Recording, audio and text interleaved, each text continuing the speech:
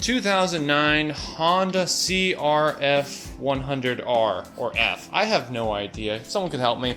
I got this in a trade. I actually traded a scooter for this, and the crazy thing about it is it runs. I definitely think I came out good in the deal. It is missing a couple of trim pieces.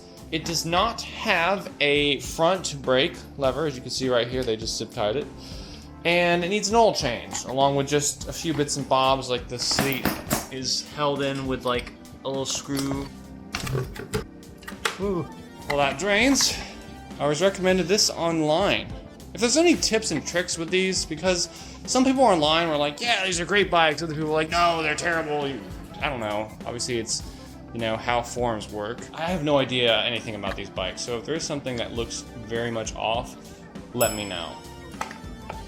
We're gonna leave like a quarter in here just because, you know, obviously it's gonna be a little bit. What parts? Nice and wet, lubricated, which is quite the opposite from this old filter, which is there we go. Ah, yes, finally.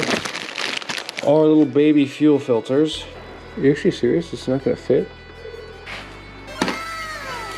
Of course, the culprit of last time I was working on the bike was this spring, because this front brake assembly right here needs to have a spring to keep this compressed. So let's see about getting that installed. Let's get this off and get it replaced. Oh man.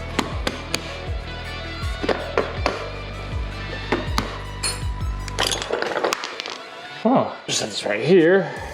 And this is where I was not aware. Obviously this has a brake component, but you notice it's missing a piece, which is actually perfect because this piece right here that I bought, it's broken right here, but it's got the arm.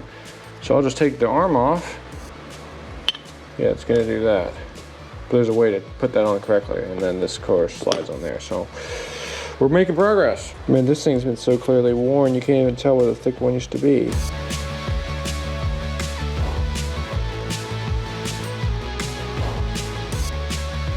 Apply the brake so far, if you move that arm, that this piece will flip sideways and lock your brakes up. Okay, kind of a pain, but I wonder if I did that too much, because you see, you go to full extension, this is something the guy warned about. If it pulls too much, it might actually cause these to flip, and then you have no brakes or just seizes. 2 hours later.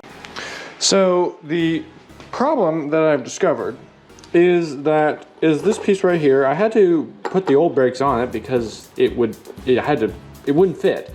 But this is broken right here. The solution I'm thinking is to basically JB weld this, and that way it's good dust cover. And then I'm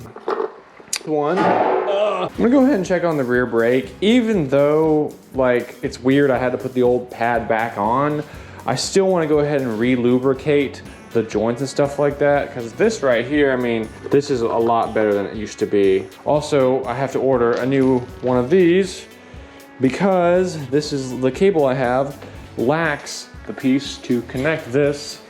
I mean, you can hook it up underneath here, but you can't hook it in there, and that's the problem. So let's take this out. What was that? There we go.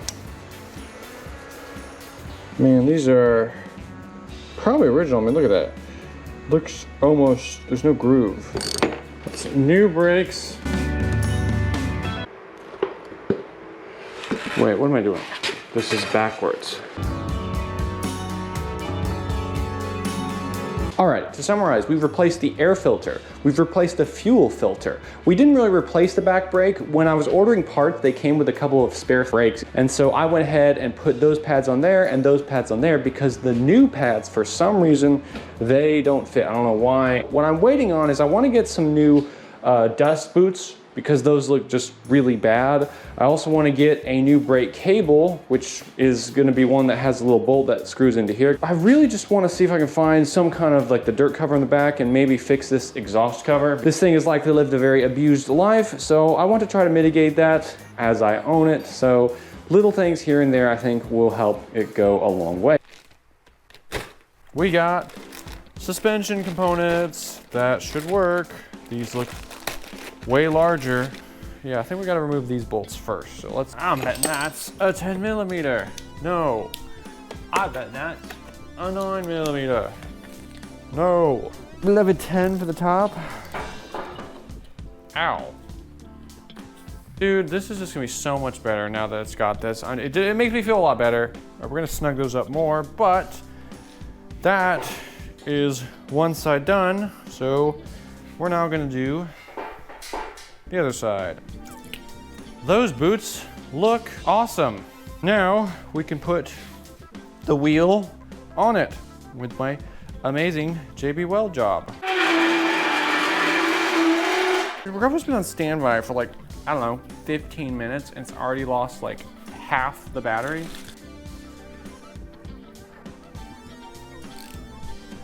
And that is new brake pads, new brake cable. It's got a new shock covers, duh, fuel filter. I've done an oil change, it's got a new air filter.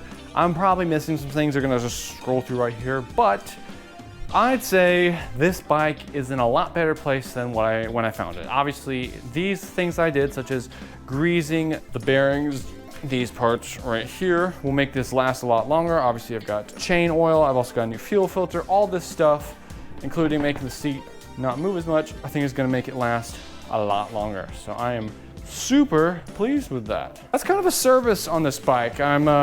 I've heard lots of good things about this. It's a very good starter bike. The one downside people say is the suspension, and it